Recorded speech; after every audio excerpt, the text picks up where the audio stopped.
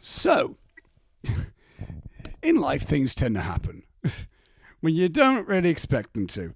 And in this situation, we've had a delay. The episode of the Red Shoes. Nothing. Don't worry. It'll be here next week. Don't worry. You can hear me and Robbie talk about the Red Shoes next week. However, I didn't want to leave you all a week without some intermission content. You know, I want to keep the consistent schedule somewhat consistent. And even though this isn't going to be an intermission podcast episode, I thought that what you're about to watch would be also interesting. So about not last summer, the summer before. So what's that? Summer 2021.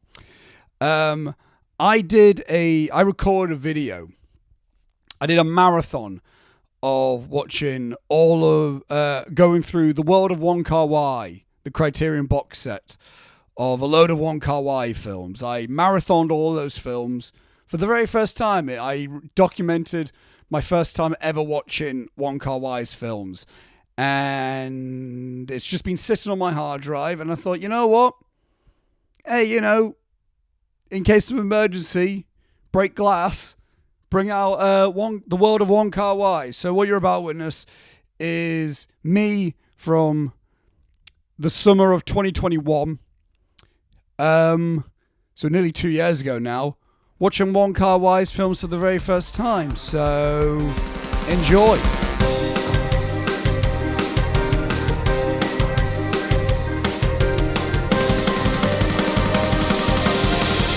So As Tears Go By is Wong Kar-wai's feature film debut from 1988. And to say I was a bit surprised by this film would probably be accurate. If I'm being honest, going into this Wong Kar-wai marathon, I was just expecting to be watching a load of films that are very in the vein of something like Sofia Coppola, like a Lost in Translation-esque type of feeling. That's the type of vibe that I was expecting going into these films. And As Tears Go By is certainly not... It certainly isn't a film like a Sofia Coppola-esque, Lost in Translation-esque film. If anything, watching this film, I kind of felt it was very similar to like a Tarantino film. I think, in all honesty, my instant reaction to As Tears Go By is that I really liked this film. This was a film that I found a lot of enjoyment from. It's a film from the 80s, 1988, and in all honesty, we're just watching this film. This is kind of like the perfect 80s film, from like the really stylistic neon cinematography and lighting, and just really like kind of like balls to the walls editing style that this film had, which I really much so appreciated. Like a lot of the times that it would just kind of go in slow motion, but not like modern day slow motion where the camera is at a high frame rate and you can see this really smooth glide and stuff from stuff that, example being something like Sherlock Holmes, where it's really cool and slow-mo. This is like 24 frames per second slow motion. It's not smooth in the sense you get a lot of motion blur. But I think with the style that the film is going for, it really adds to it. It kind of adds to this like... It kind of adds to the, what's the word I'm looking for? Kind of like the gritty, grimy, like, rebellious almost. I guess that's the best way I could describe it. It almost like anti-establishment type of feel that this film kind of has. I don't mean just even in the film plot itself, where the film kind of follows a mid-level gangster. But I mean, in terms of just the filmmaking way of itself, this is a very independent feeling film. And it came out kind of like a good few years prior to the big indie boom that filmmakers such as Tarantino and Robert Rodriguez and Kevin Smith and Steven Soderbergh and Richard Linklater kind of revolutionized. This was kind of like predating that like 90s independent grit, but it still felt very 80s. And when I mean by 80s, I mean especially with the music choice. The score was flipping fantastic in this. Again, it felt very 80s, and what I mean by that is it kind of just had this like synthy energy to it. It wasn't necessarily it wasn't necessarily like a synthwave score, but it wouldn't be out of place in something like a Drive. And I honestly think like this film kind of has elements of a Tarantino film and a Nicholas Winding Refn film, but obviously it predated both of those filmmakers.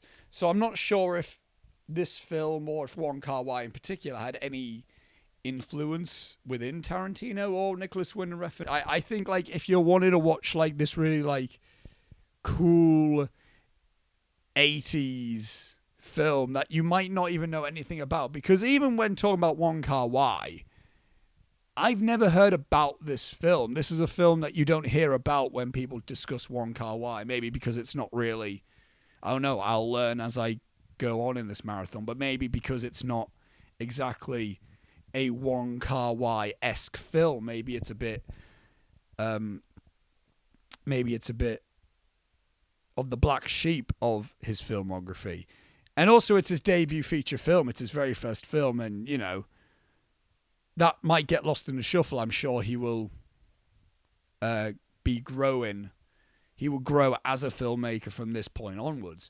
But you know what? I think, like, genuinely, like, this is a film that I would recommend to people, like, people who like 80s cinema and who most likely have never seen this film, like people who enjoy the synthwave aesthetic and people who are into neon noir, because this is a neon noir. We do have like a flawed hero in the form of the character played by Andy Lau, who I only know prior to this. I only know from Infernal Affairs, who's great in this. He plays the role excellently, and Maggie Cheung is also in this film, who I think is a regular of Wong Kar-wai.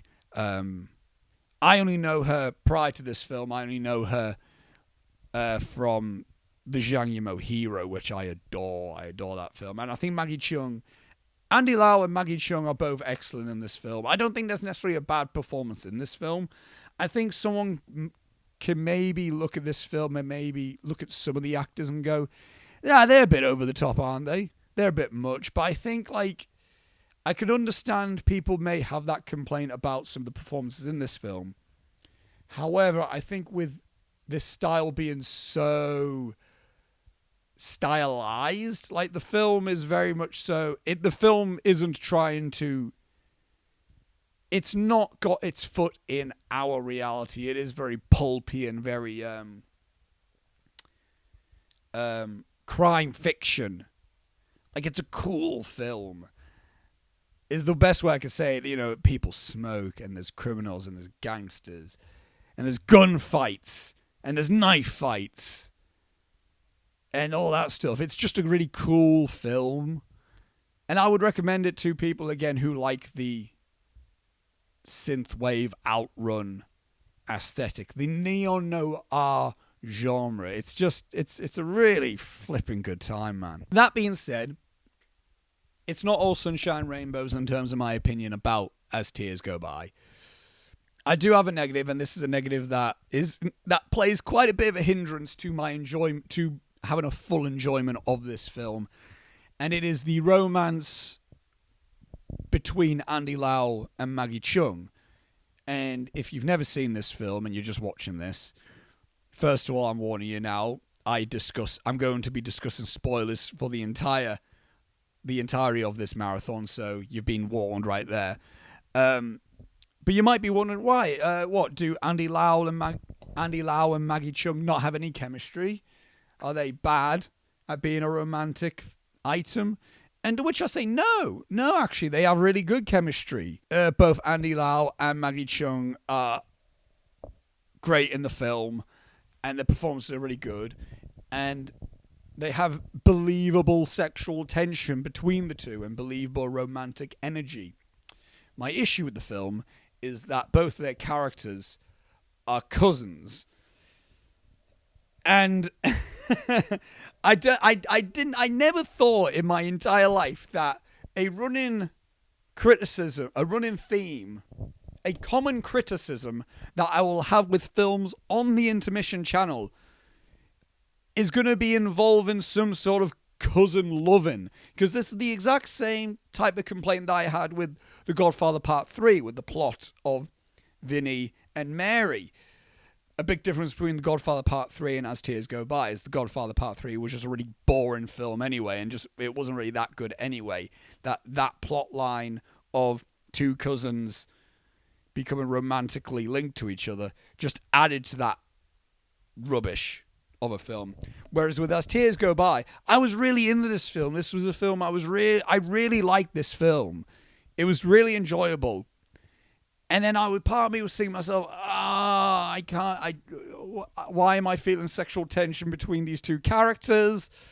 I wasn't really into it. And part of me was thinking to myself, one thing I really don't want this to become a romance film where two cousins hook up. And what it becomes, it doesn't become a romance film. The romance isn't the whole point of the film. I think the whole point of the film is actually more so just following the character that Andy Lau is playing. Just kind of seeing like his relationship with his brothers and his relationship to the crime world and his relationship with his cousin. But that is a very pivotal point of the film. And as I said, it's the moment where the Cantonese rendition of Take My Breath Away is playing. Again, I really enjoy the song. The scenes itself are very good. I like them. Without the context that these two are cousins. That's what I mean. And when they run off into the phone booth and start making out, and the song wells up and it's Take My Breath Away. It's a really cool romantic scene, and it really is effective, and it really relishes in the 80s style of a romance. It kind of hits it perfectly, really, of getting romance in a very 1980s style. But then you remember that they're cousins, and then that takes everything away. And you go from being, to me personally, I go from being like, I would have ended up going from being like, yeah, romance, to being like, and I kind of did that. I kind of curled up in myself and be like, oh no, can we not do this? Can this not be what is in the film? And unfortunately it is. But it's such a shame because, again, Andy Lau and Maggie Cheung are really good in the film. And they have believable chemistry with each other. I just kind of wish Wong Kar-wai didn't really write the film as if they were cousins. It just doesn't really make sense to me. Again, that's the biggest negative in this film. It doesn't tank the whole film for me. I still like the film. I still enjoy the film quite a bit. And I still think there's enough more in this film to enjoy, even with that being a pivotal plot point of the film. However, it's still in the film, and it's hard to ignore. But yeah, that is my biggest negative about this film. Otherwise, this film is a really good film. I like this film a lot. As Tears Gone By is really good. It's a strong debut from Wong Kar-wai. I look forward to, and of course, I was going to go through with this marathon anyway, but I look forward to watching more Wong Kar-wai films. This isn't a filmmaker that I'm now dreading going through his filmography, where I watched his first film and I'm like, oh God, all right then, let me just get through the rest of them. I'm looking forward to exploring more from this filmmaker. If I'm going to give this a star rating, my initial reaction, batteries run out of the light, my initial reaction will be a 4 out of 5 stars. And now the green light has gone out. I'm sure you Criterion folk are very happy with less green tint in a Wong Kar-wai related video. I'll be interested to get to In the Mood for Love for that. But anyway, that is my thoughts on As Tears Go By. And I will see you all after I watch the next film. Cheers.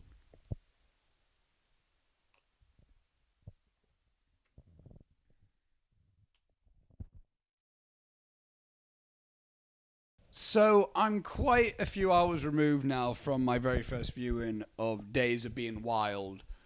I had a bit of a kerfuffle with sorting out dinner. Don't worry about it. It's not your issue.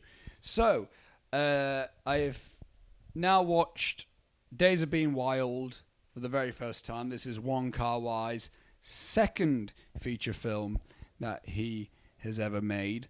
And I can already see a very interesting development. There's definitely a stylistic thing to it. Like, there's still that kind of pulpiness slightly, but then there's also an interesting mixture of really almost philosophical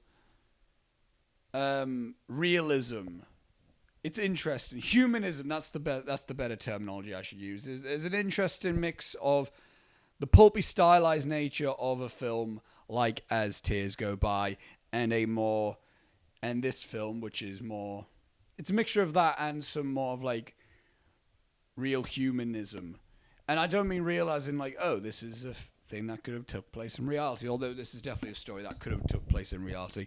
I mean real as in terms of it's definitely a human emotion film where the centerpiece is not just one person's emotions, but multiple people's emotions. One thing you can definitely see is Wong Kar-wai loves certain actors and loves using certain actors. There's already obviously Maggie Cheung is once again in this film, and so is Andy Lau.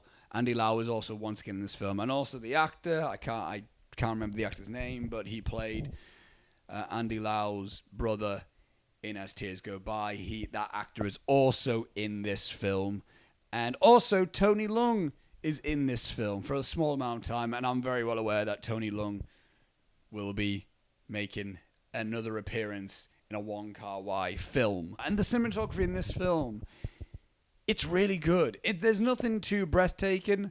I can kind of see what people mean by the green tint. I'm not sure if this film was already green-based before this box set release. But if I'm being honest, I'm not sure if I would have really noticed the green tint as noticeably as I did if I wasn't already aware of the controversy that this box set holds, where Wong Kar-wai kind of gave his films a bit of a greenish tint. I think it works well in this film, the green look of it, because the overall film is kind of a bit of like a not a sickly feel, but a bit more grungy, I guess is the way you can describe it, which is an interesting like transition if you maybe think about it, where As Tears Go By was very 80s and kind of neon-y. Neon? It had a neon edge to it, and that was 1988.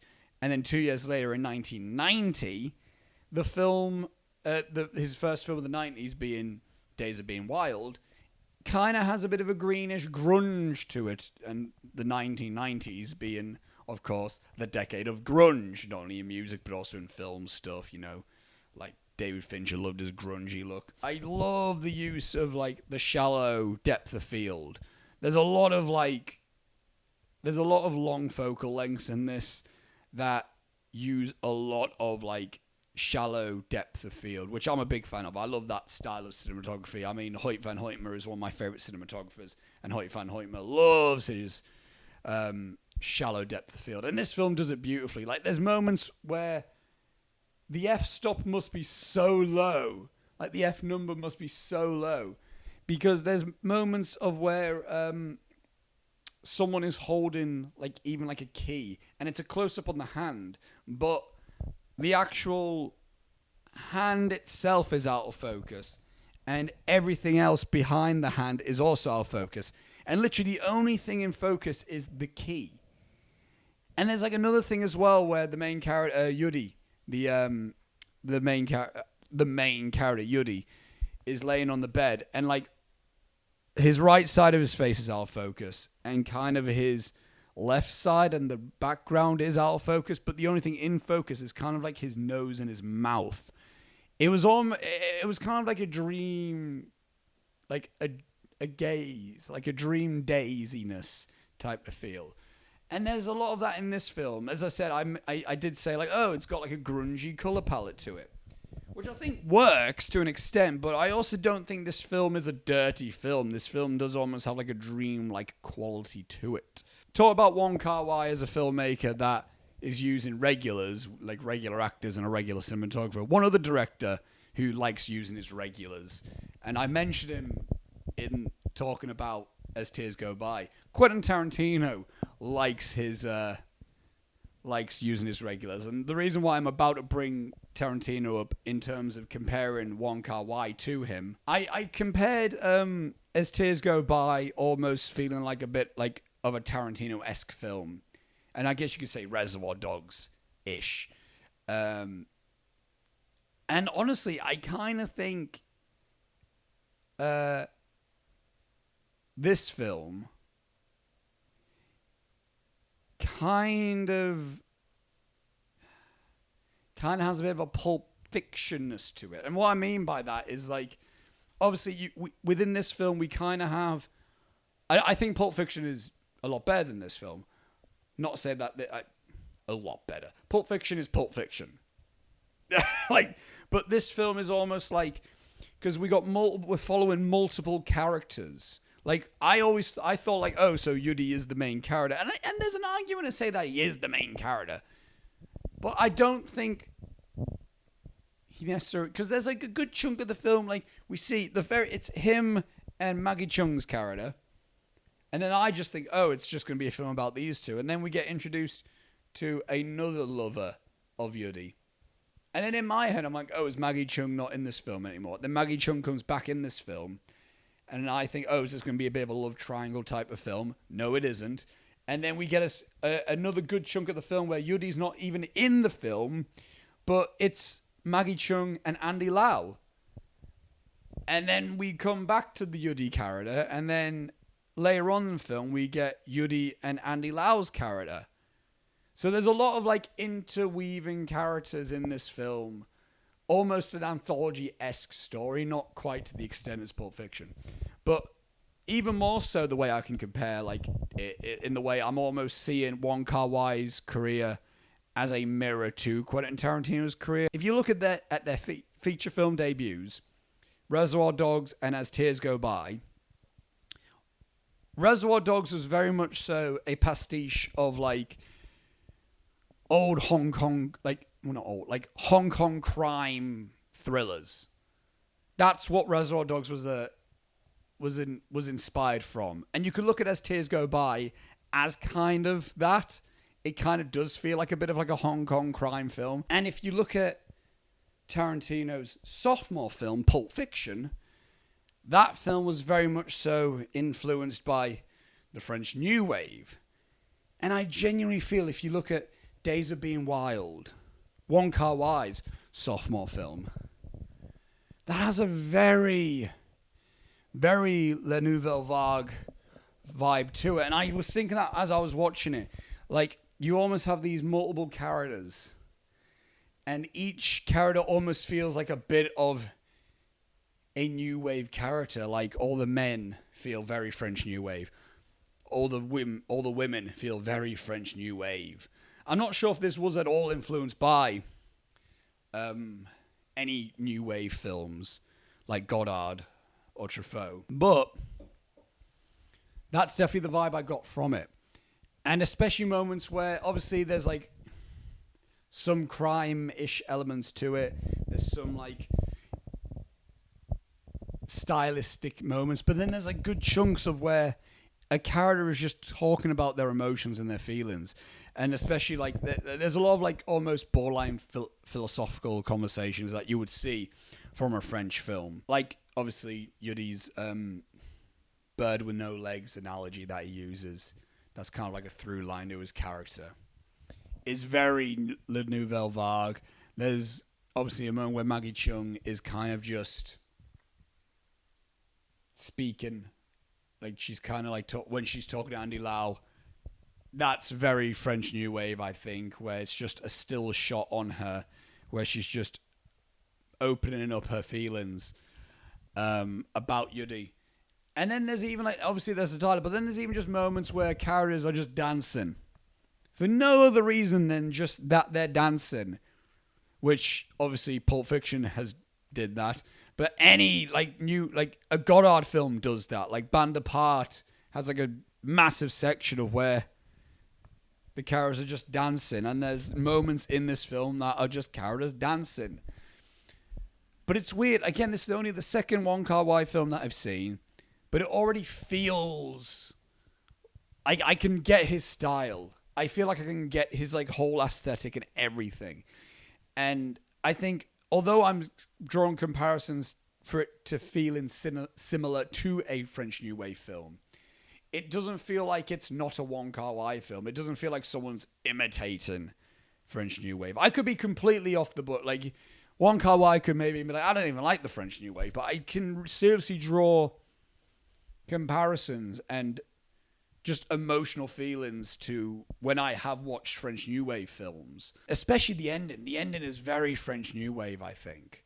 Very French New Wave, where we just got like that, again, a shot, just a lingering shot of on Andy Lau on the train while he's having a conversation with Yudi. It's great. It's really good stuff. There's not a moment in this film that I would really, like, cut out either. Like, there's not, like, moments where, like, I would skip that. It's an hour and 35, so it's not even, like, a long film either. But I think the fact that we've got so many characters and so many almost... we're watching so many different human emotions take place and so many different characteristic storylines take place that the film never even gives you a chance to be bored. It's not necessarily a riveting film. Like, it's not really exciting, but there's so... it's almost like... it's the beauty of just watching humanity take place. And I think that's what Wong Kar-wai so far is got his strength at. And one of my favorite... I cannot talk about this film and not talk about the opening where it's like... I love the little bits of narration, by the way, but that's not what I'm trying to talk about. But at the moment of where Yudi shows Maggie Chung his watch, and then they just, like, look at the watch for a minute, and then Yudi then goes, we're now 1 minute friends, and we've always had that 1 minute, and you can't take that away now. Like, that's all. We will always be 1 minute friends. And I love, that's so good. It's so good. It's such an interesting, like, thought. It was like, yeah, like, I'm not going to get too much into this, but, like, yeah, like, time, we'll always have time because time just happens and we can't, like, the second that I've just said now is just gone. And I can't take that second back, but that second has happened. And that's it. It's like in ink. It's in permanent ink almost.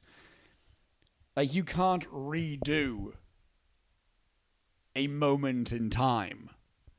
And I think there's a lot of moments in this film that really do express that moment. Like, and it gets me thinking in the sense of, like, well, in relation to this film, I've now watched Days of Being Wild for the first time. And I can never watch it again for the first time. And I can never have the exact same experience that I did when I first watched it. I will always have that one moment of watching this film for the very first time. And many other films. But also not even just talking about films, but, like, moments in the past few years have happened to me. And that's it. And even if, say, I mean, this is the same with anything. Say, like, a relationship with anyone sours, whether it be romantic or platonic, or very brief. even if you've had a very brief relationship with someone where it's like lasted a month, and you may be like, I wish that lasted longer. You shouldn't like almost disregard that month as like a month of time wasting. Like, well, it didn't amount to, what did it amount to? It doesn't matter. You had that one time where you would have had a good time maybe, or you you grew as a person within that month when you did have something, or maybe not anything, with a person. And there's nothing that can be done about that. That time's happened. And no one can take that time away from you. And I think that's almost like, that's kind of the thing I look forward to more Wong Kar-wai is in films like, is with messages like this. And I'm going to stop now, even though I've got a few more points I would like to make, but I might make them within the next film, because the next film might give me those points. But just talking about Days of Being Wild, I really like this film. I'm not sure if I would say I loved it. At this moment in time, I would give Days of Being Wild 4 out of 5 stars. And I want to go back on my rating for As Tears Go By. I'm going to bump that down to 3.5 stars. But in terms of Days of Being Wild, I do find it very interesting that I love it how it's a film centered around younger people. And it only occurred to me after I watched the film, where I was like, oh yeah, I think all these people are like in their 20s. Like all the main people that we're following, they're like all in their 20s. And obviously I'm 26 right now, and so I'm kind of like, I'm not going through exact emotions as these lot are going through, but I'm I'm in the age bracket that all these characters are in. And I think that just links me that much more to Days of Being Wild. And the name of the film, Days of Being Wild, it basically says, these are the days of youth and emotions that you may feel. It's really good. It's a really good film. And I am gonna stop talking now about this film. I'm gonna finish my jasmine tea, or I'm gonna continue drinking my jasmine tea. And the next film I'll see you all after will be Chungking Express, which is a film I do know of. I know of this film. So I will see you after I have watched Chungking Express. And a cheers! So I have finally watched Chungking Express for the very first time. I'm quite premature out of seeing this film for the very first time, actually. Unlike Days of Being Wild, this one is still very fresh in my mind. Not gonna lie, I was a little bit intimidated going into this film because it's just kind of like a film you hear about loads. At least I have. I've heard this one a lot, especially a film within discussion of Asian cinema. I've heard about this one quite prominently, knowing very little about it as well, like plot wise. I was not aware of the film whatsoever in terms of what it was about. I just heard it was very good. And I can say that I think Chungking Express is bloody brilliant. I would go as far as to say I love this film, honestly, from initially just thinking about right now. And in all honesty, I think now I've seen 3 of Wong Kar-wai's films, that this man is just... This is such a unique filmmaker in the sense of, like, I know in the previous 2 films that I discussed, I was like, oh, I kind of get a bit of a Tarantino vibe from him, kind of, a little bit.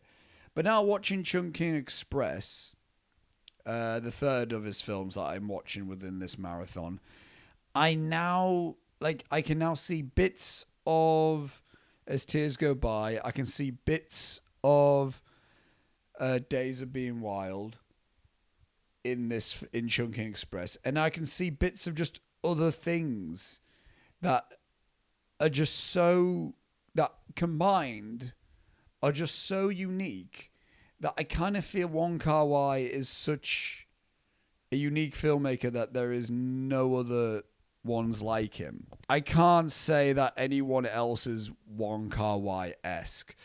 And when I did the Koreeda marathon, I said a lot of like, oh, he's quite Ozu-esque, or etc., like that. Whereas with this, with 3 films in watching Wong Kar-wai for the very first time, I can't say that I've seen another filmmaker like Wong Kar-wai. And Chungking Express is kind of like the epitome of how unique of a filmmaker he is. Within this film, you get multiple things such as like the low frame rate, so you get a lot of motion blur scenes, which are brilliant.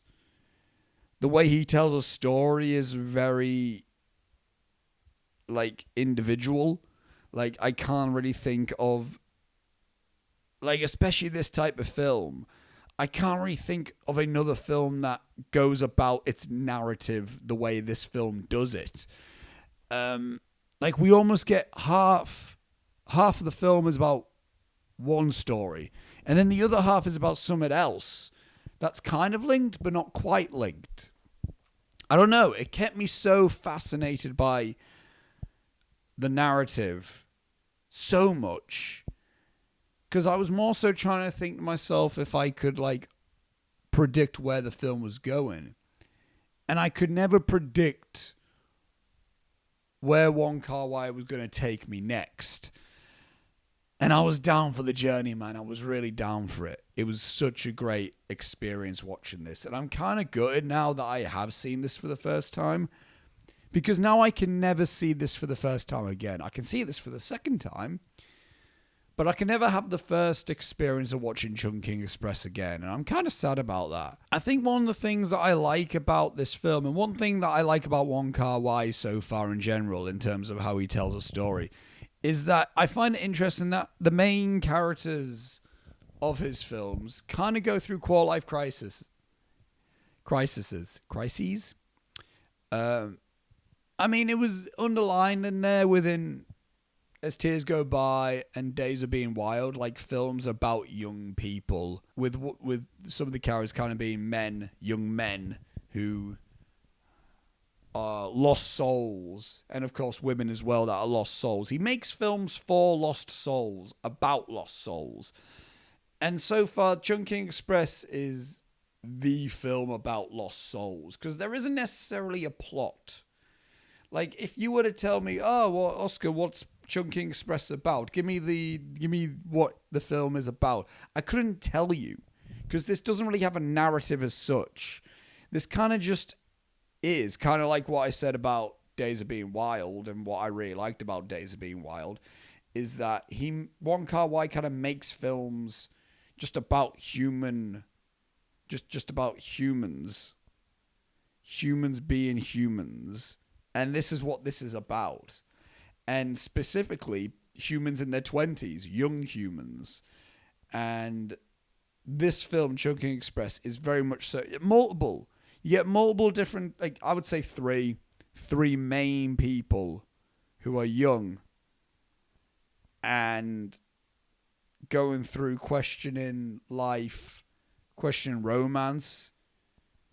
Because this film, I mean, we start the film off as well with, I forgot the actor's name, but he's in House of Flying Daggers. Loved the film. But we get him, who's kind of like this hopeless romantic police officer. It doesn't matter that that's the case, but he's a hopeless romantic who's just went through a breakup, and he's 24 going on 25, and he in his head he's beginning to go through a bit of a quarter-life crisis. And I wonder who else is like that, a hopeless romantic who's going through going through a quarter-life crisis. I don't know, doesn't sound familiar. It's so generic for me to say that though, but I kind of feel like bad for saying I relate to this film. But I felt so much relation to this. There's certain scenes as well, because I think as well this film is kind of made for people in their mid-20s. And it's difficult to say how. It just kind of exudes the energy of being in your 20s. But what I love about it, this film isn't kind of like, I mean, unlike As Tears Go By, unlike that film, where that film kind of has such just an unstoppable energy to it. This one Chungking Express kind of knows, it kind of has a patience about it and a reflective quality about it, which is, so far from what I've experienced, is what a lot of being in your 20s is. You know, you kind of like got the live fast mentality, but you spend a lot of time just pondering your time and your life and being like, what is this? So far, what is my life? And then you're back to just being in your 20s. Like, that's kind of like what this film is. And there's just one moment where, it's so beautiful. I can't quite remember, but it's a segment where it's just like a shot. It's almost like a montage shot. It's with Tony Leung, who's flipping incredible in this, by the way. He's absolutely sensational. And he stood by the takeaway shop drinking a black coffee with the character Faye. I can't remember the actress's name, but the character Faye, who's behind the counter. And it's kind of like a time lapse scene, but he's in slow motion and everything else. He and Faye are in slow motion, but everything surrounding them is fast paced, is like time lapsed. And it's got like this really beautifully indie song playing, where the only way I could describe it is almost like a Yeah Yeah Yeahs song, but like maps, not their other punky songs, but maps. That's the best way I can describe it. And I think just that one shot in just on its own just entirely encapsulates the feeling of Chungking Express and the love that I have for this film. I gotta praise Christopher Doyle's cinematography again. I assume this is Christopher Doyle. I gotta praise the cinematography again with this film. There's a lot of handheld nature to this film, which, even though this is quite a patient film at times, I don't ever remember a scene that's just still. Like it's always kind of handheld, which always inherently has a bit of a documentary-esque tone to it. But it has a very like rawness to it. Like everything's always moving, everything's alive. There's no stopping. And I really appreciate this about it. It's a bit rough around the edges, which again is kind of your 20s. It's not really a clean decade in life. There's always movement to it, but there's a bit of like, you know, like you're bumping. Like there's a bit of bumps along the way, and that's kind of what the cinematography is. And it reflects it so well. Again, the focus in this, there's a lot of shallow depth of field, which I appreciate so much. But what I love about this film as well is the use of focus pulling. I'm a sucker for good focus pulling anyway, but this film, man, has some solid focus pulling. But one of the main things, I feel like I can't quite put into words how good this film is. It's great. It's absolutely excellent, and it's a film that I am so glad that I watched while I'm still in my 20s, while I'm 26 years old, because I feel like there's so much about this, like feeling like dream chasing and romance seeking. There's a lot in this film that I feel like I connect to loads, even though I may not be in the exact same situations of any of the characters. Like I'm not at all in the same spot, or I'm not exactly doing what these characters are doing. But they're feeling everything that I'm feeling, almost. I would say so. I would say that's a very accurate thing to say. And one thing I really did love about this as well, kind of similar to when I talked about Days of Being Wild, is the use of almost borderline philosophical dialogue, which is used a lot more in this film. I can definitely see the transition from As Tears Go By, now I'm in Chungking Express, And I've only seen 3 of his films, so I'm looking forward to how he evolves even further. But I love like the little bits about like tears. Tears is a crying, and tears are very much so a big theme in Chungking Express, where the thing about jogging, how jogging's apparently good because you sweat and then you use all the water so you can't cry anymore. And there's the bit where Tony Leung's character ends up talking to his inanimate objects, like the bar of soap and the rag. And then the new rag is like, I don't like how you've changed on me. And then he leaves it, and then it drips because of the water. And then Tony Leung ends up referring to it as like, oh, I'm glad it's crying, because at least it's still the same thing, even though it's changed appearance. There's a lot in this, man, that I can't really fully express yet, because the film is so fresh in me, and I feel like I need to let this film be one with me almost before I start saying, I quotes all this stuff. But man, I feel so like this is a film that really proper energized me, and at the same time allowed me to truly like reflect on life. I love the narrative. I feel like I need to rewatch it again though to kind of get a better love for it, because I was almost waiting to cut back to the first story, but now in hindsight, I'm kind of glad we did it. I'm kind of glad we literally got that one story in the beginning and then that one story at the end, because they both have the same themes, almost. Feeling like a lost soul and wanting love, but finding very complicated ways to find love and deal with heartbreak. They're both they're both necessary. They both combined very well, even though they are different stories. But I almost can't wait to rewatch this. I'm thinking about it now, and I really would love to rewatch this film again. I'm not even going to say a star rating right now, because similar to when I talked about Still Walking by Corrietta, I need to sleep on it, man. I really need to sleep on Chungking Express. It's a film that I almost feel like I am going to keep loving, and that my appreciation for it is just going to keep growing. Yeah, it's great. But I don't think you needed me to tell you that Chungking Express is great. It is. But I think it's really special. Like, it's nothing grand or like, oh, this is going to change the game. Or, like, it didn't really change the game. It's not a game-changing film. Or I don't think it shook the annals of cinema.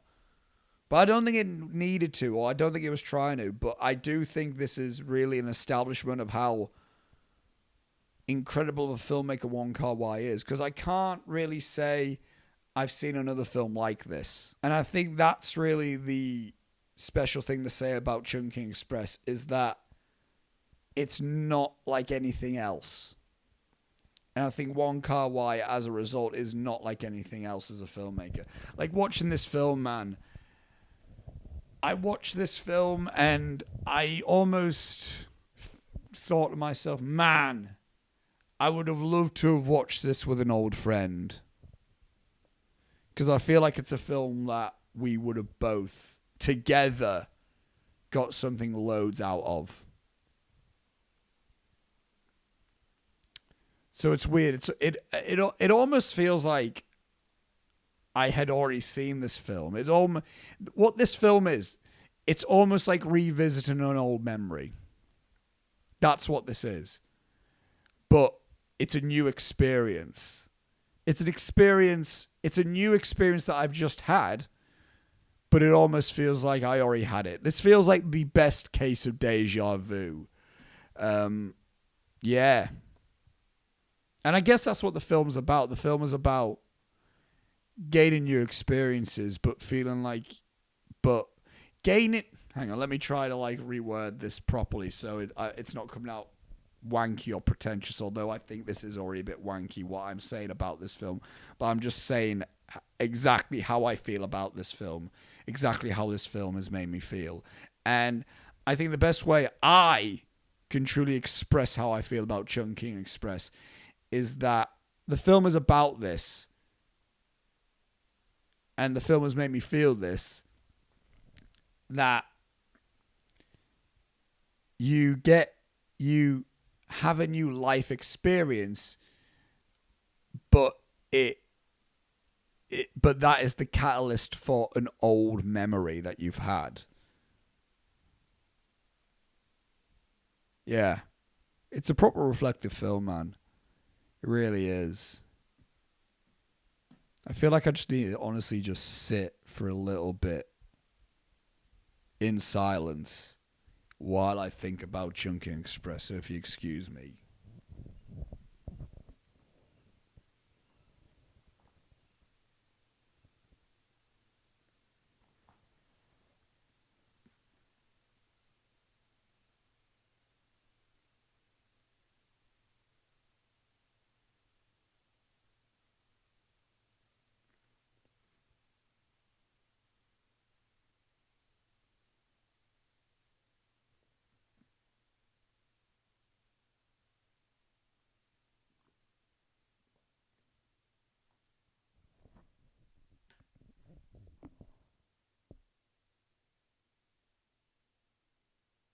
Originally, this was going to be the third story within Chungking Express.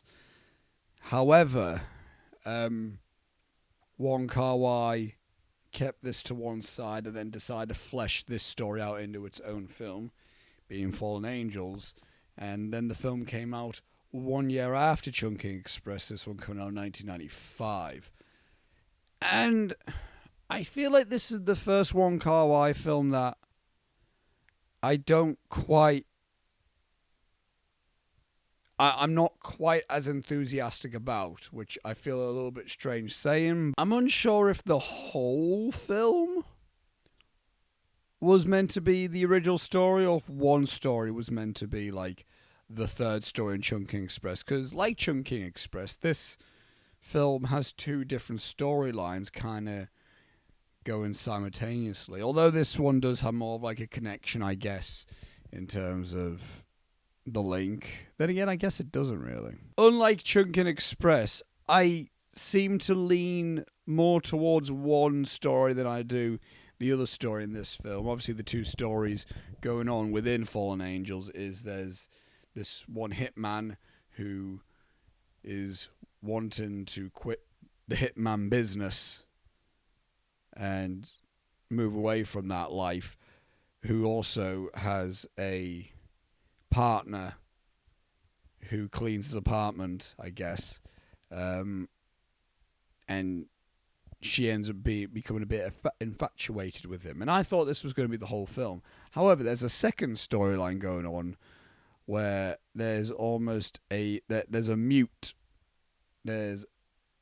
dude who ends up falling in love with a woman who wants to get back at a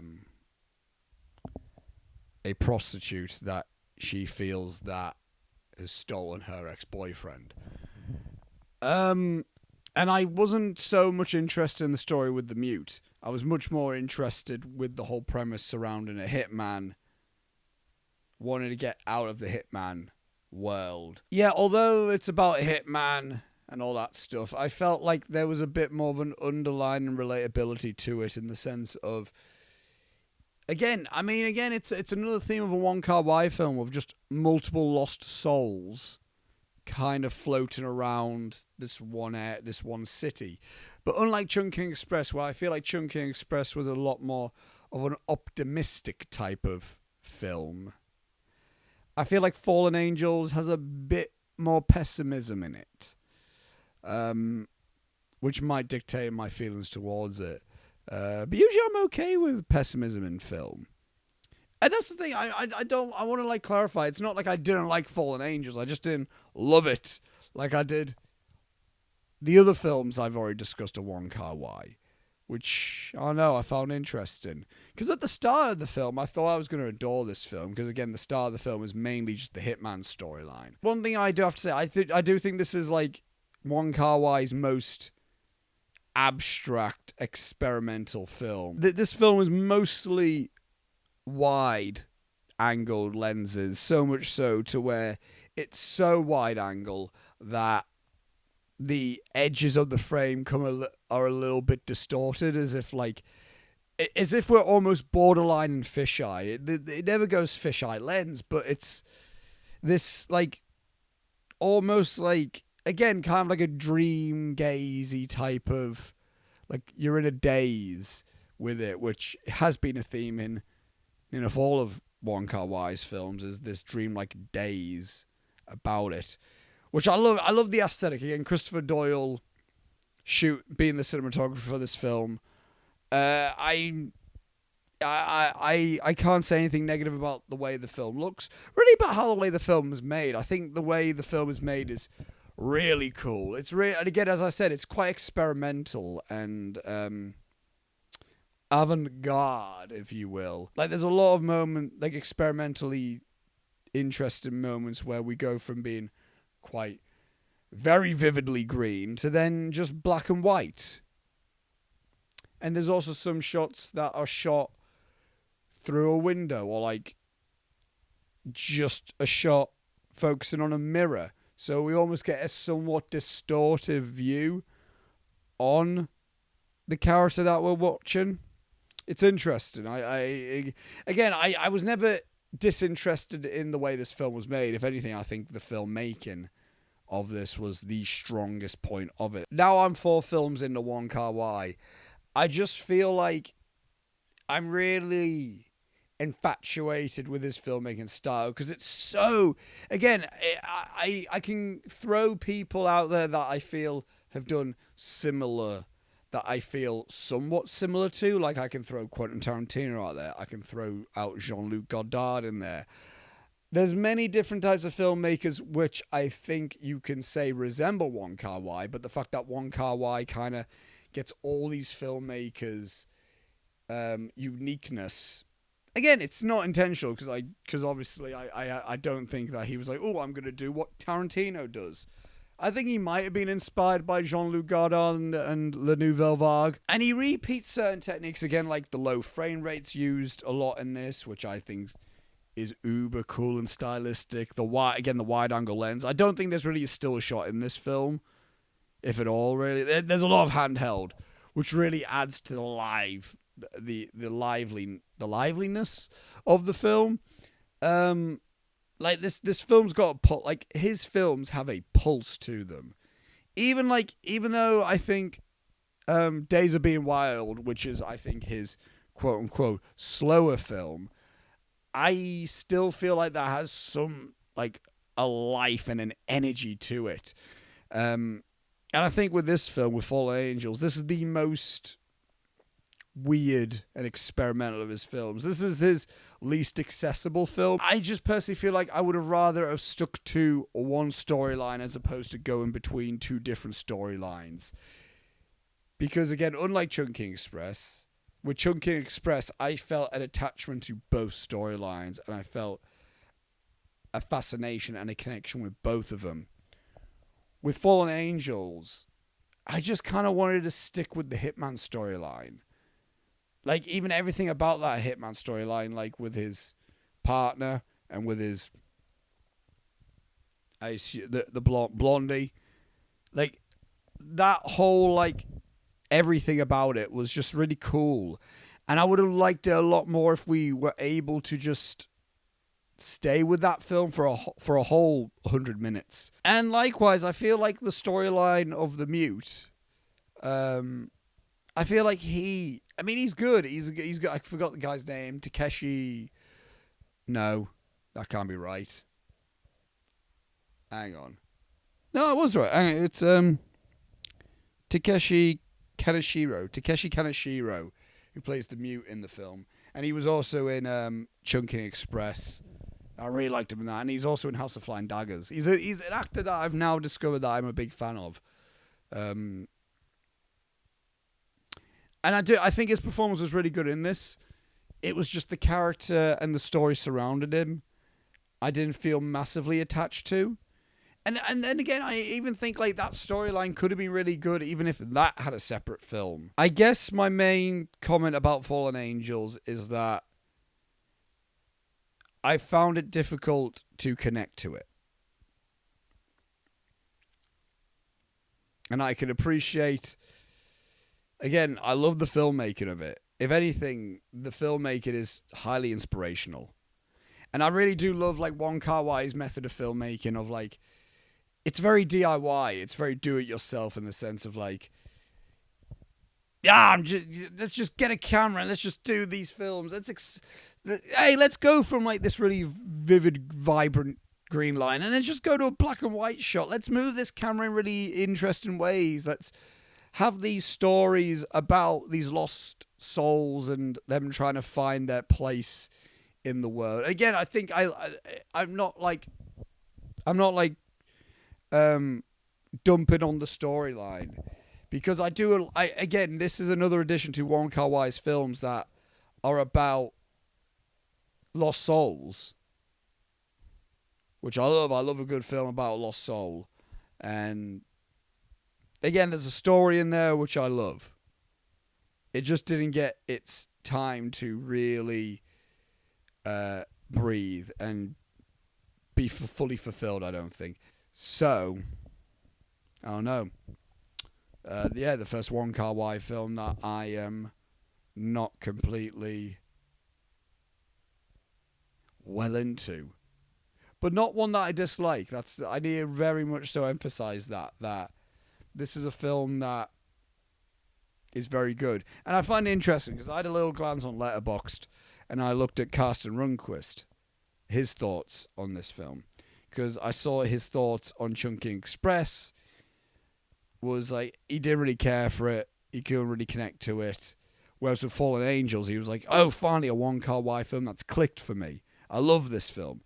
I feel like if you literally just take his reviews from Chungking Express and Fallen Angels and just switch them, that's my experience with those two films.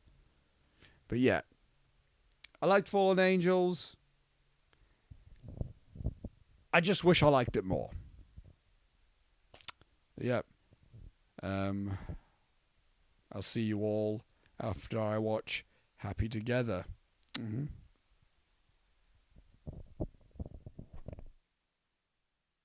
I feel like the one word to kind of encapsulate Wong Kar-wai's 1997 film, Happy Together, would just be poetic. Because the initial word in that I was thinking was beautiful. And beautiful still is a word that I think is accurate when describing Happy Together. However, I think it is still a very sad film. And obviously sadness also has beauty to it. But I think the overall way that the story was told here was just done so poetically. In such almost deep care was almost taken when telling this story. It's not like Chungking Express or any of his previous films actually, where his films are kind of this energetic, got this unstoppable pulse about them. Happy Together almost has this quietness to it where it you're just kind of taken through a moment in two people's lives.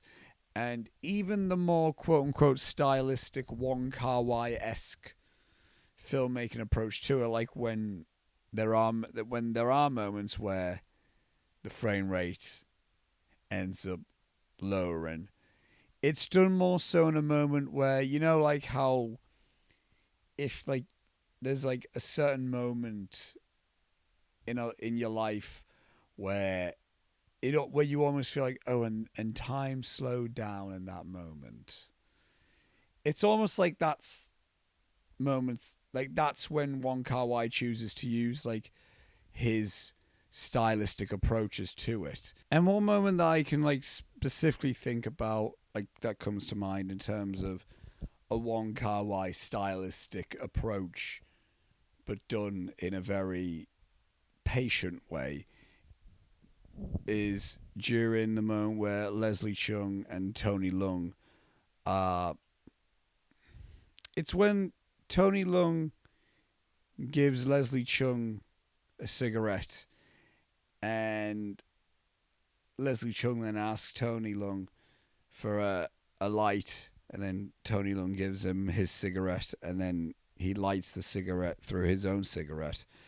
And then the frame rate slows down, and that, like, not slows down, the frame rate lowers. It goes less frames per second. And it is just kind of like the moment where it is almost like we're meant to be soaking in that moment as well, because that's how they're feeling it at that moment in time. I know it's just like there's moments like that where it's just a lot of like nice, slow patience to it. This might be the best acted film from Wong Kar-wai, I think, so far. Specifically by Tony Leung. And that's not to take away from Leslie Chung as well, because I think he did an absolutely excellent job as well. But Tony Leung in this film, man. Whoo, I know I said earlier that I was like, oh, I think I've discovered that I really like Tony Leung because I said how much I really liked him in Chungking Express. But, ooh, man. Him in this film is just something else entirely.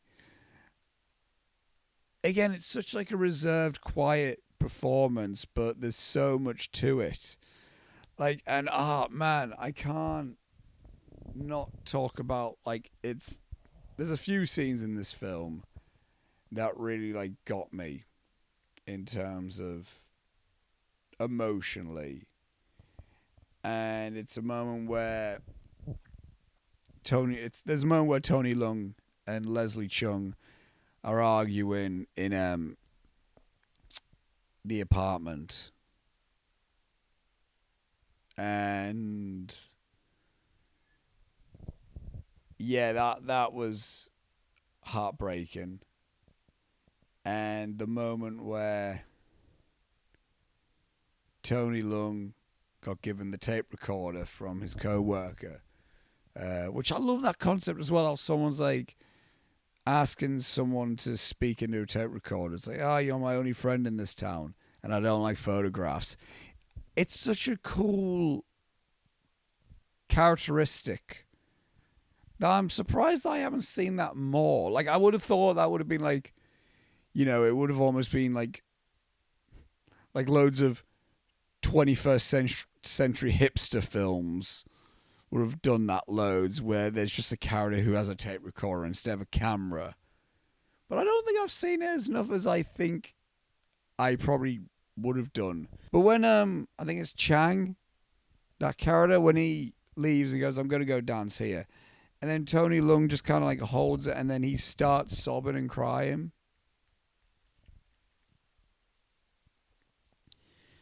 Yeah, I think I'm discovering that I'm just a big sucker for films where a character is by themselves and then they just start like welling up.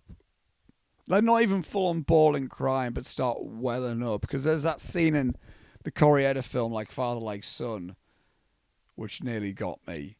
And then this scene as well. I didn't tear up, but man, that was like a scene where I was like, I got goosebumps in that scene. And mate, that was all Tony Leung. I think a film like this really truly proves how special of a filmmaker Wong Kar-wai is, because it still feels like a Wong Kar-wai film, but he really, within this film in particular, he really like reined in his hyper stylized approach that he's done so far in his previous films, where it's just where he just completely lets, as I said, there's the frame rate altering that's still in there. Christopher Doyle's cinematography is still great. There's still a lot of movement in this film. There's a lot of nice, vibrant lighting in this film. And obviously it's a film about lost souls, but I would say it's more interestingly not necessarily a film about lost souls and people trying to find their purpose. It's more of a film about loneliness, and more interestingly, a film about loneliness even though you're in the company of someone. And obviously it's a film about a relationship, an on again, off again relationship, which has all sorts of complexities and all sorts of like confusing nature to it that automatically inherently equates to such a compelling viewing experience. What I like about Wong Kar-wai is like, yeah, he still has some stylistic stuff to it that we've come to expect from Wong Kar-wai, but he was able to really make such a different viewing experience. Again, a lot of his films have just evoked this energy and this like liveliness to me, whereas this film, Happy Together, was really a film that evoked a calm and an odd type of emotional melancholy. Yeah, it was just really effective. Really effective. Again, it's weird because he's a very versatile filmmaker while still feeling like he sticks to his same style. It's not like his films are very much so like, oh, he's a chameleon director. He can adapt in so many different genres and feel like a completely different filmmaker. But he's also not someone where it's like, I mean, he can only really do one style. It's like, with this film alone, he's been able to show that he can go to different types of films but still feel like it's a Wong Kar-wai film, but also a film where it's like that firmly fits within that type of genre. Like, there's no guns in this film. This isn't a crime film like he's done in so many of his other films, but it's still got the essence of a Wong Kar-wai film, and that's the human emotion. That's watching just humanity in its rawest form. So yeah, Wong Kar-wai is a filmmaker that really, really, like, he's not about genre. He's about character exploration. Not even character exploration. Emotional exploration, because that's the theme throughout all of his films so far that I've seen. All 5 of the films I've seen now, I don't think the thing that has stuck with me, the thing that stuck with me has never been, oh, that genre. Maybe as Tears Go By, but even then, you know, I was never like, oh, the genre of that film, that was such a genre film. All of his films have been more so like, wow, that human story that I just watched that I feel a connection with. And oddly enough, I kind of feel like I might have connected with this film the most out of all of his films in terms of the human characteristics in this. And I don't quite know why. Although then again, I do think I relate a lot to Chungking Express the most. But man, this film is just... yeah. I mean, I think I've just said everything that I can really say about it. I love the use of black and white and then colour. I don't quite understand why, but I love the fact how, for a good chunk of the first act, we're in black and white, and it almost made it feel more French New Wave. For a good chunk, it did a very good thing of trying to make it feel like a European film, like, and it was shot beautifully in black and white.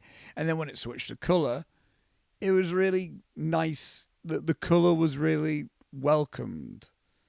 So the film technically was great in terms of its use of colour in both black and white monochrome, and it was a very like orangey, like a warm colour palette within this one. It wasn't as heavy on the green, I don't think. It was nice and warm, which I think is quite fitting in the sense of like we've watched these more grungy films from Wong Kar-wai, especially Fallen Angels. Fallen Angels was a very grungy film, whereas this film had a more of a warmth to it, and this was his most romantic film so far.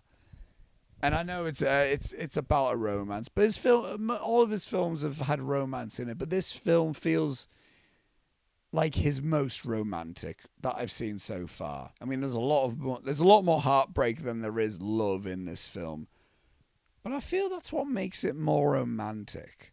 I don't think romance is necessarily an emotion that you associate with, oh, rainbows and sunshine, isn't just everything wonderful. Romance is complex, and it is. I think romance can be a bit more melancholy than love, actually. And I feel, if anything, this film balances the love and the sadness really well. I love the evolution that I'm witnessing of Wong Kar-wai, of him going from this really cool, stylistic crime director and this exciting, independent visionary to now kind of becoming this really, like, such a human, emotional, romantic, doomed romance, if anything, filmmaker. Because, man, there's if In the Mood for Love is anything like Happy Together, I'll be happy. Together, In the Mood for Love. Can't wait for that film. So let's not waste any time. And yeah, we'll go to In the Mood for Love.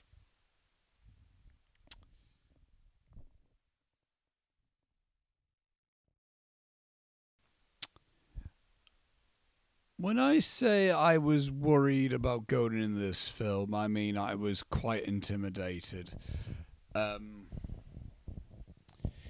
And not in a completely similar way to how I was intimidated going into Chungking Express. Chungking Express, I was slightly intimidated going into it. But the benefit that I had with Chungking Express is that I literally knew not a single thing about that film except California Dreamin'.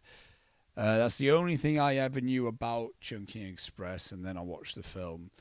With this film, however, In the Mood for Love, I didn't necessarily know the plot.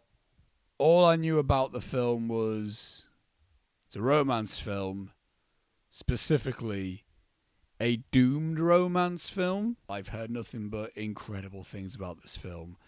This is one of, like, the films, I think, if you kind of get into film fandom and cinephilia, if I want to use that word, which I just did. Letterboxed fandom, I'll specifically say that bit, you'll see In the Mood for Love come up. And I also like surfing the lists section of Letterboxd to...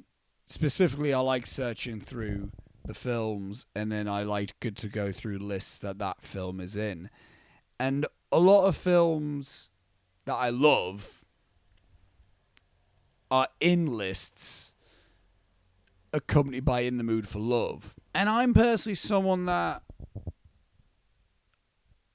holds the romance genre quite high. It's a genre that within the past 2 years I've become quite a big fan of. I would say I'm a big romance film fan. It's weird for me to almost say that I would consider the romance genre my favourite genre in film. But it's almost a genre that I feel like, unlike any other genre, I really get such a deep emotional connection to it. And one thing I've discovered recently is specifically the doomed romance genre. I mean, Eternal Sunshine of the Spotless Mind, Her, 500 Days of Summer, Lost in Translation. So I'm scared about this film. And I've kind of been rambling on about it too much now. But what I'm basically trying to build up is that I was someone that this could be a make or break film for me. And it's definitely a make. In the Mood for Love was bloody brilliant. Was absolutely magnificent. And what's interesting is that starting watching the film, it didn't start off that way for me. I wasn't in love with the film. For a good chunk, actually, I would say for the first act, maybe, I was a bit like, okay, I'm still not fully into this. And I can't quite think about what the turning point was. It's not one of these films that instantly grips you and you're like there.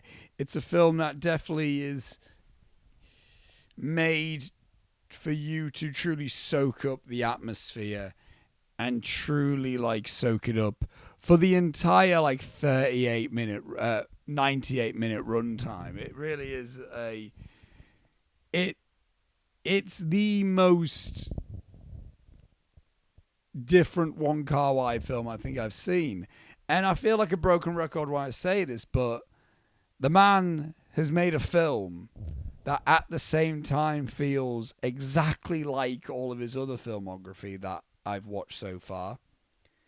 But at the same time, the exact same film is something completely different than anything he's made. This is his slowest film. This is his least stylized film. And that's not to say there's no style to the film. There's certainly a gorgeous style to it. There's certainly a rich atmosphere in this film. Wong Kar-wai has reined in so much. I thought he reined in a lot with Happy Together. Happy Together, compared to In the Mood for Love, looks like almost like a John Woo action film in comparison. It's so like peaceful and calm in its aesthetic. Like, there's only one use of like the classic Wong Kar-wai low frame rate, and it's even barely noticeable as well. It's very tame in its style, and I can appreciate that, and I think it's necessary for the story being told. Again, I don't think I was exactly like fully like enthralled throughout the film, but I don't think I was ever uninterested in what was happening. And in hindsight, this is a film that wants the credit, and this is a film, I'm telling you now, this is a film that when it starts, I was a bit like, all right, come on, I'm kind of scared that I'm going to be disappointed by this now. It's a little bit, it's taking its time. It's taking too much time, I think. But by the end credits, I was almost like, I kind of wanted to keep going. It's weird. It's a weird one. I guess the closest comparison I can compare it to is Martin Scorsese's Silence in terms of how my viewing experience of the film happened. Obviously, the cinematography by Christopher Doyle and someone else, which I forgot the name of. I'm so sorry, but it was joint shot by someone. The cinematography is gorgeous. It's incredible. And the directing is brilliant. This might be my favorite script that he's done. This might be my favorite Wong Kar-wai story. I didn't feel lost at any point. I didn't feel like I wasn't keeping up. I could follow everything that was happening. And everything that was happening was... I mean, I won't cut anything. But I think what is the strongest point of this film is the performances by Tony Leung and Maggie Cheung. I don't think I can really say anything that probably has already been said. Because, one, Tony Leung is just fantastic. I'm going to say now, he's one of my favourite actors. And Maggie Cheung equals him? It's really good. The acting is just brilliant, specifically between those two. And their chemistry is just... whew. Man, the chemistry between these two is just something else. And what's fantastic and fascinating is that they never kiss. They never... I don't think they ever embrace. I don't think there's a moment where they hug. There's not a moment where they kiss. But the two of them, you can just feel the romantic tension. And I think that's a feat. That's a feat within the genre where there is no physical interaction between the two in terms of them being physical with each other. But just through the two of them just purely giving each other looks, you can feel it, man. This film is just... it encapsulates love so wonderfully. And again, I mean, I said about it in Happy Together. Romance, I think, is an emotion that a lot of people can associate with sunshine and rainbows. But what I think romance really is, it's just as much warmth and happiness that it is coldness and melancholy. I think romance as a human emotion does bring so much sadness just as much as it brings happiness. I thought Wong Kar-wai nailed it with Happy Together, but I think he just topped himself completely with In the Mood for Love. I think he just kind of made the epitome of a romance film without doing any romance tropes. Like, there's plenty of rain in this film, but there's no moments where Tony Leung is running after Maggie Cheung and going like, I love you, you complete me, and hugging and crying and like, oh, I love you so much. There's none of that. And it doesn't need to be. And I can see how some people may look at this film and go, God, what a boring film. And I was almost that person. I was almost the person being like, God, am I going to find this boring? Am I going to be that jackass that's going to be like, you know what? In the Mood for Love, find it a bit overrated, that. But again, it was like, I think it was the third act. The third act, man. Again, actually, I don't know. I can't really pinpoint a specific moment when I kind of fell in love with In the Mood for Love. And you know what? I'm going to say it now. I feel like my reaction to this film is kind of like my reaction to find an attraction to someone. Like, I'm someone that doesn't necessarily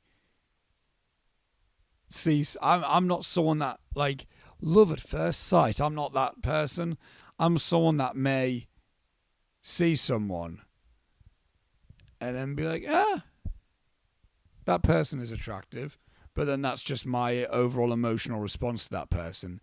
But then the more I get to know the person and the more time I'm with that person, that is the moment when I start feeling a bit more than just that person's attractive. And then I start feeling a bit more of a warmth. Then I start getting like confused. And I start thinking to myself, wait, am I feeling this? Am I feeling this about this person? Surely not. I'm surely not feeling that emotion about that person. And then it gets to a point when I'm like thinking to myself, God, I am, aren't I? And I think that's my reaction to In the Mood for Love, because of course the film starts and I'm like, God, this film looks nice. Again, the cinematography is gorgeous. The shallow depth of field's back. I love it, man. There's a lot of lovely shallow depths of field. There's a lot of nice profile shots of the actors, close-ups.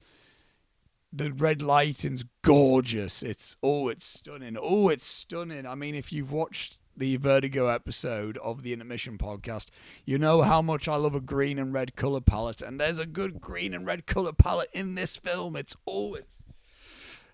a gorgeous looking film. Cinematography is wonderful. The soundtrack is it's very nice. It's very nice. So I was instantly impressed by the technical aspects of this film, and I was very much so like, okay, I'm appreciating how this looks,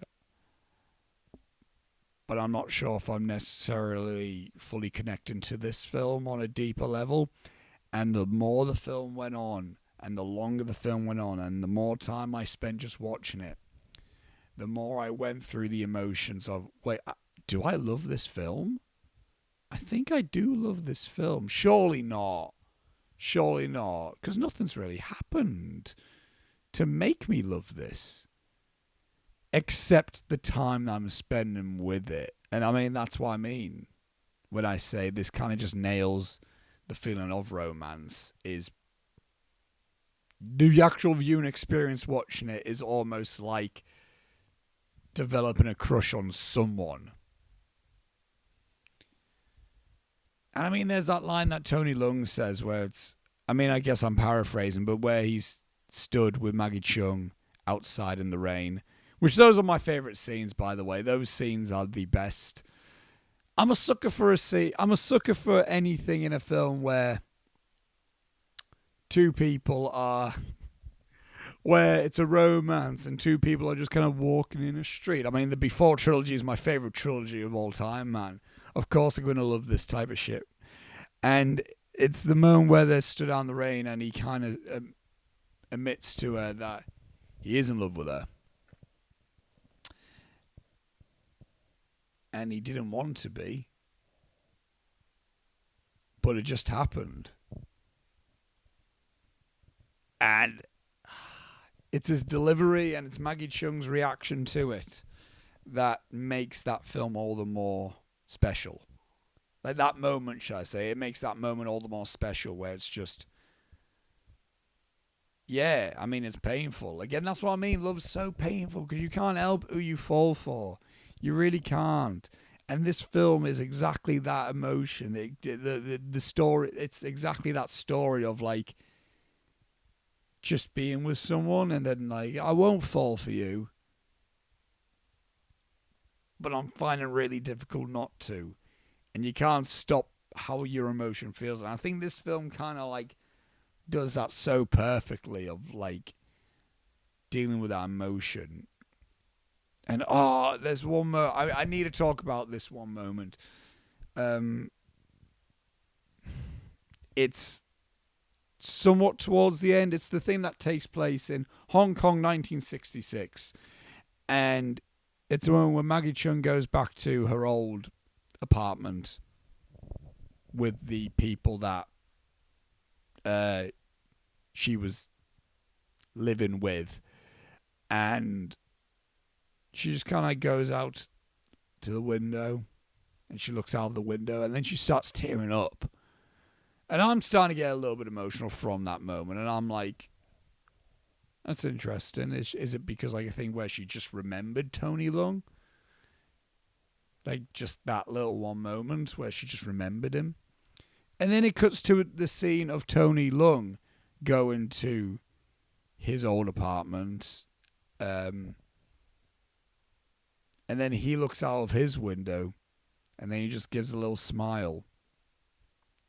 And then it clicks. You know exactly like, oh, it was that very moment where they saw each other for the first time in so long. And this film could have so easily of just like done a thing where she looks out the window, then the editing cuts to him looking out the window. And then that one interaction there, or vice versa, where it goes to Tony Leung and then he looks out, then it cuts to Maggie Chung.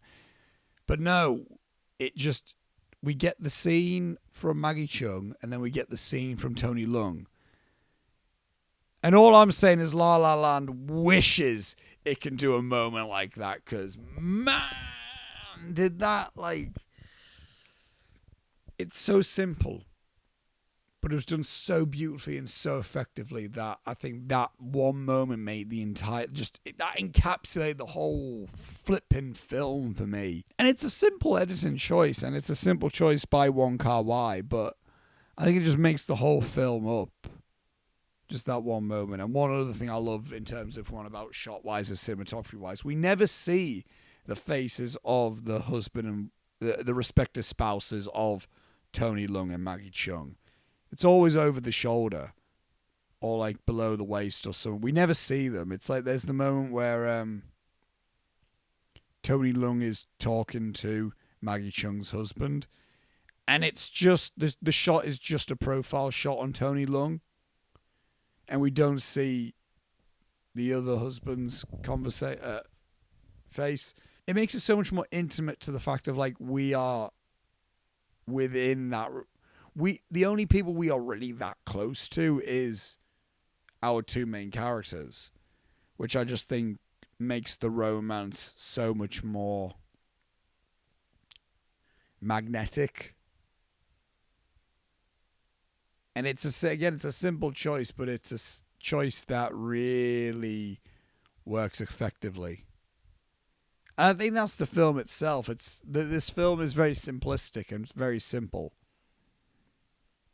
but super effective.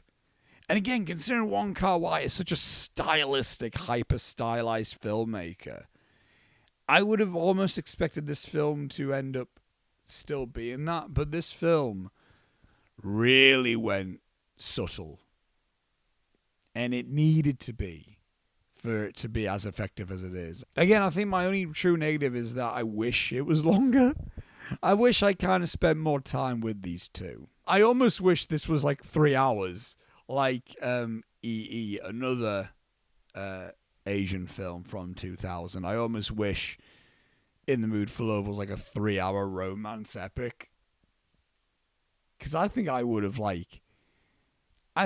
cried at some point, because that's the only thing. I didn't tear up, I didn't get emotional, which shouldn't be a negative, but I'm used to that with these types of films. I'm used to like doomed romance films tearing me up emotionally, and all this kind of did was kind of give me the feeling of like falling in love or falling into a crush, I would say. But then remembering, I was like, but then it ended. So, you know what? My viewing experience with this film was like a doomed romance. It may have ended. I mean, I didn't think of that, actually. That's actually quite a perfect choice. Me saying, I wish it lasted longer. Isn't that what a doomed romance is? It's like, it's a romance that you just wish went longer, but it didn't. But does that make what happened before it ended less important or less special? No, it doesn't. So even though the film ended before I wanted it to, the film didn't last as long as I wish it did, I still had a truly special experience with it. And I still had a truly vivid warmness towards it, and I honestly think that within due time I'm going to further adore and further appreciate In the Mood for Love, because at the minute, man, I'm already feeling it.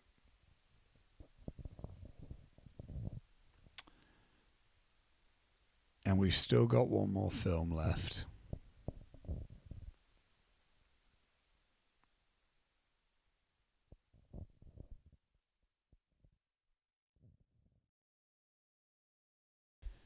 So going into 2046, which I later found out the actual correct way to say the film's title is 2046. So there you go. I didn't know necessarily what to expect with this film. I was a little bit worried with it obviously being the last of the Wong Kar-wai films I am talking about, and the last of the Wong Kar-wai films within the World of Wong Kar-wai box set.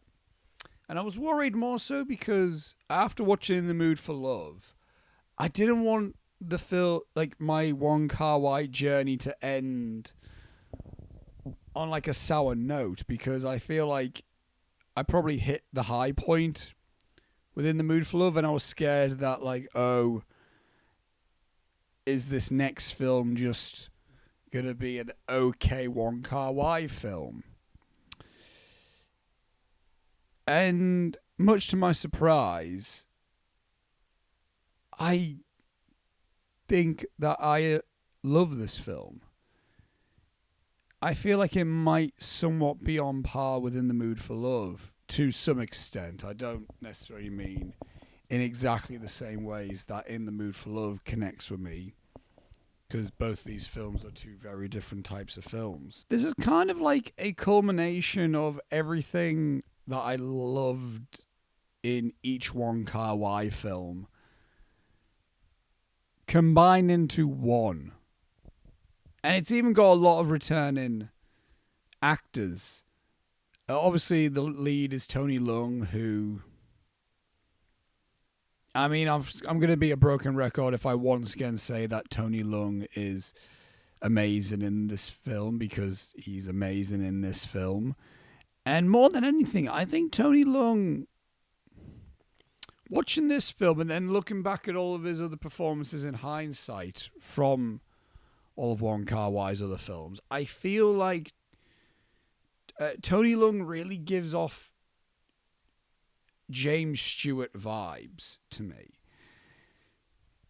in the sense of he can be really charming, and he can be really funny, but he can also be kind of dramatic, like really tragic at the same time as well. And I don't think there's any other better example of acting for tragedy than in 2046. Maybe Happy Together is a close example of that, but I think really his entire character arc in 2046 is just... it's something quite fascinating.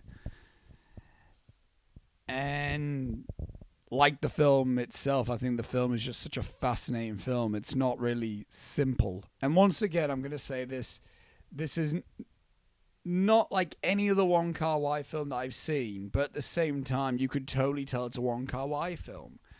The man is king of genre defining and making sure, like, you're watching a Wong Kar-wai film because you're watching a Wong Kar-wai film. You're not watching a Wong Kar-wai film for the genre. It's like, you know what? You might went into the film thinking it's going to be one type of genre. Like, you would go into one of his earlier films and be like, okay, this is a crime thriller. Let me see what's going to happen with this crime thriller. And then what ends up happening is you just walk away with it, with the crime aspects not being the things that you take away from it. It's all the isms that Wong Kar-wai brings to his films, which, as I've said many times, is watching humans go through their emotions. And I don't think there's any other better example of that than 2046. But alongside Tony Leung, you've also got actors like Faye Wong that returns, who gives a really great nuanced performance in this film. You get a special appearance by Maggie Cheung, which is always nice. But the new addition to Wong Kar-wai's filmography, at least in the chronology of this box set, is Ziyi Zhang is in this film. And I'm a big Ziyi Zhang fan. A lot from... I love her in Hero, and I think she's exceptional in Crouching... in House of Flying Daggers. She's really good in Crouching Tiger, Hidden Dragon.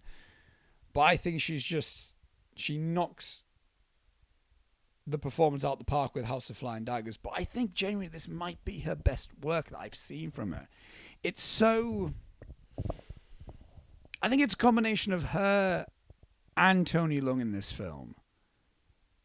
Like, both of them in this film, and each of their characters, they're completely fleshed out three-dimensional characters. And it's the same thing with all the characters in this film.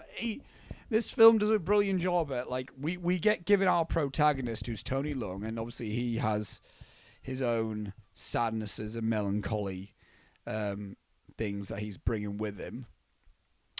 And I'll get to it. Don't worry, I will get to specifics in a little bit. His love interests aren't just manic pixie dream girls in the sense of like, oh, they exist just to be his love interest. Both like Fei Wong and Ziyi Zhang and his other love interest in this film, which I can't remember the actress's name, I'm sorry. They're all their own characters. We learn about them before they end up becoming Tony Leung's love interest. And we get a pure understanding of who they are.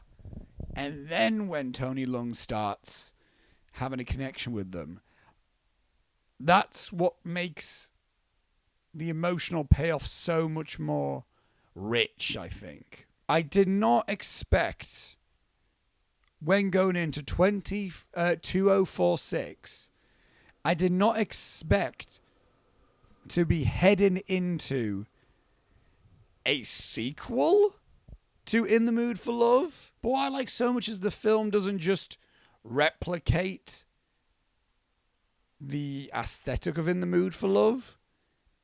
It is its own film. It doesn't attempt to just be In the Mood for Love 2. It is 2046. But I think its connection to In the Mood for Love not only increases the emotional attachment to this film, but watching this film, it grew my love for In the Mood for Love. And how I said, like, In the Mood for Love, how, like, oh, I kind of wish it was longer, but that's kind of like the whole point of In the Mood for Love. In the Mood for Love is kind of like this doomed romance, and the viewing experience is like a doomed romance. And 2046 isn't a continuation of that doomed romance. 2046 is almost this reminiscing of that doomed romance. It's almost allowing us to view the love and the emotion felt in the Mood for Love. It allows us to feel that in hindsight, which is just an even more increased emotion. Because it's, again, as I said, it could have just been, oh, it's a sequel. Or it could have been, I don't know, it could have been just little hints there, like just things said.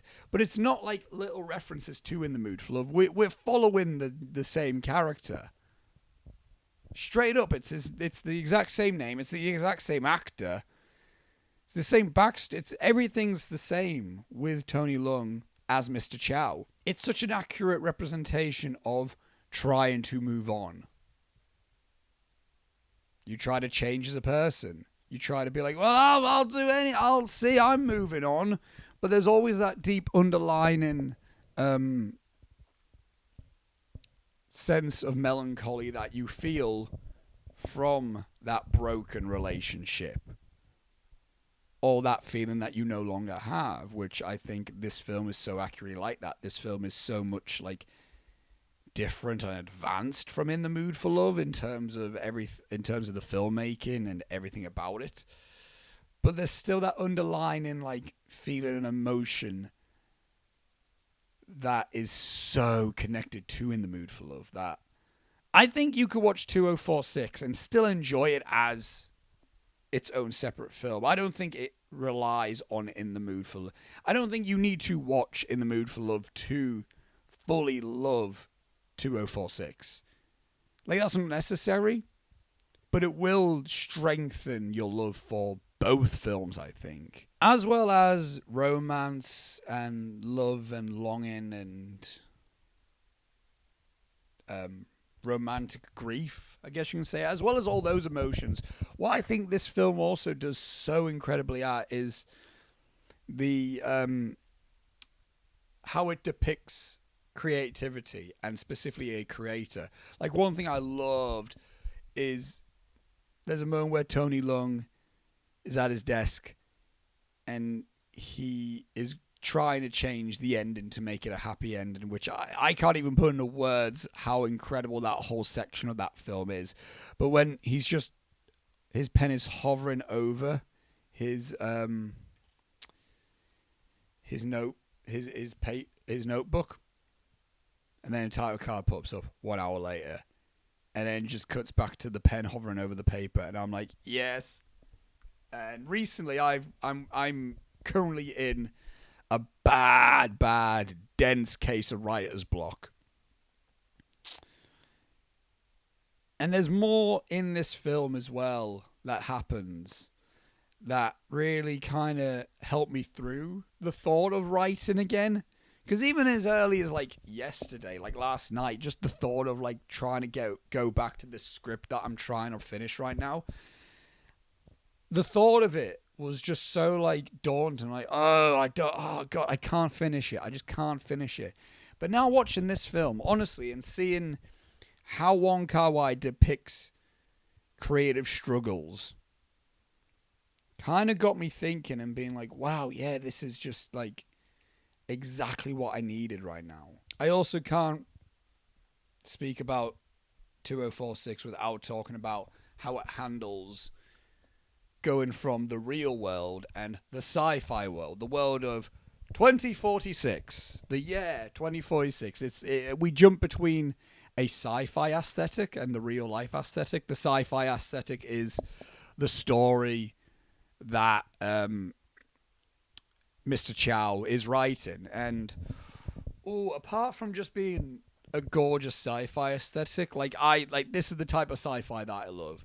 And my favorite sci-fi film is Her. I'm a big fan of the Blade Runner aesthetic. I love the game Detroit Become Human, and that's the type of aesthetic we get in the sci-fi scenes in 2046. And it could have felt like, oh, that's a bit of a jolt between our real world aesthetic, but in actuality,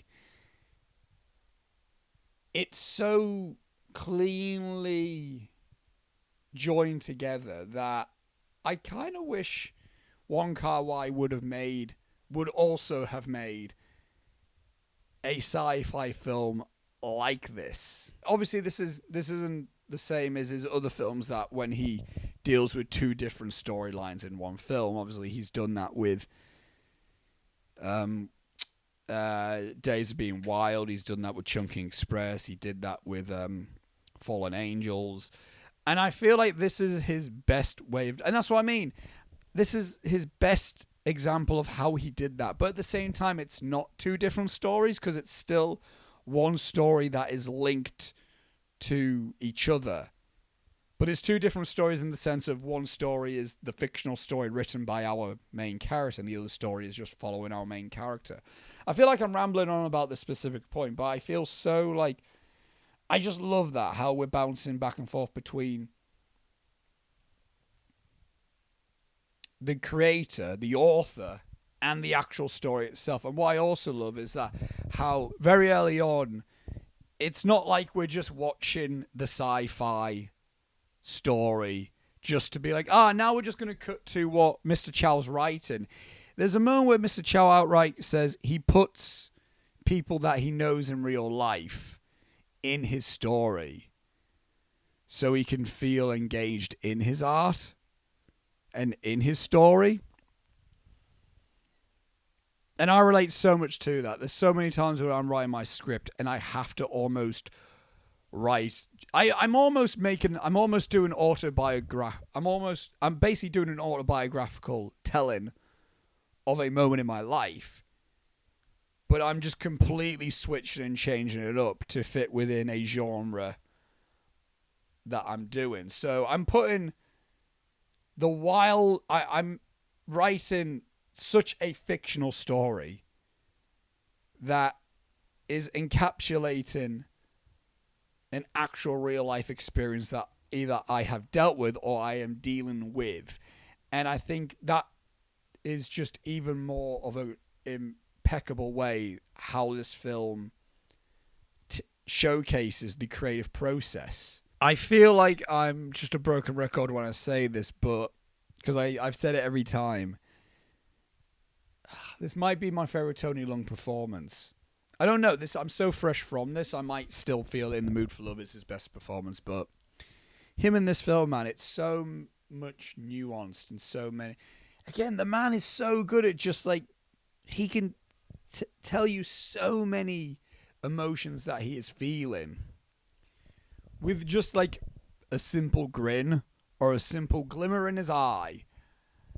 And there's so many moments when he does that, and his character basically moves his love interests to tears.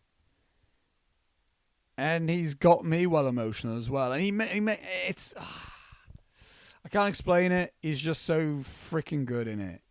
He knows how to truly act his ass off just through facial expressions and without massive line delivery, because there's no big bombastic showy performance. But I think he says so much more with just a simple look than he ever would have done if he was given like a massive monologue. All we need is him just to give a look, and then we get the musical score cue, and then we get all the feelings that we need to get. And technically, yes, from a technical point of view, this is also flawless. The cinematography is gorgeous. The soundtrack is great. Directing's fantastic. The sound design, this is the first time I've noticed how good sound design is in a Wong Kar-wai film. The sound is like brilliant. And the use of it, like footsteps and stuff like that, man. It really encapsulates you in the world, not only in the sci-fi world, but also the real world. And I want to like talk about one specific scene in this film. And it's a film, and I don't usually comment about stuff like this, but I think this film might have the greatest kissing scene ever. Not just out of all the films I've seen that like this one kissing scene evoked not only lust and passion, but also grief and just longing and just loneliness, all in one shot, just one kiss. And it was the moment between Mr. Chow and I can't remember the character's name or the actress's name, but it's this love interest that he met in Hong Kong, I think, that has the Singapore. I'm going to stop now before I get even more things wrong. But it's a woman that has the black glove who has the exact same name as Maggie Cheung's character from In the Mood for Love. And it's their final kiss before they never, which is the last time they see each other. And again, this film is probably Wong Kar-wai's most lustful film. There's a lot of moments of love and passion, which is joyous, and it's heartwarming. But then there's also loads of moments in this film that right after this joyous, passionate, seductive atmosphere that Wong Kar-wai has built, there is instantly an emotion of sadness and just heart-wrenching torment. And again, I've said many times that romance is an emotion that not only comes with happiness but also sadness, and he's done this wonders within all of his films, but I think specifically in The Mood for Love and this film, he does it immaculately. And I think I can't see a better scene. I feel like if someone would say to me, so what's Wong Kar-wai about? Even though I'm still I'm so fresh in being a fan of this man and his films. But if someone went to me, so Oscar, what's Wong Kar-wai about? How would you describe his films? I wouldn't necessarily use a descriptive word. I would show them just that one kissing scene from this film. And just being like, this is what Wong Kar-wai is about. And I think that one moment alone will just invigorate such a where you will just have to be like, well, now I need to have that experience in like 2-hour, 90-minute films now. And I don't think I've ever seen another scene quite like that, where one singular moment, it's not even a full scene, it's a moment, can truly capture a director's whole atmosphere. Not only do I love this film loads, but it has also increased my love for In the Mood for Love. And I don't think I've seen another film quite like that, where it can have such a positive impact on itself and another film. And man, yeah, 2046 is just remarkable. Just such a remarkable film. And I've been talking so much about this film. But man, time flies.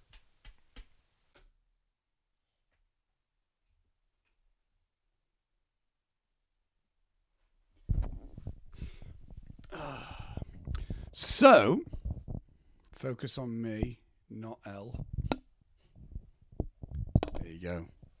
So, yeah, that was my marathon from 2 years ago of when I watched all of Wong Kar-wai's films. Well, all of the ones in the World of Wong Kar-wai box set for the very first time.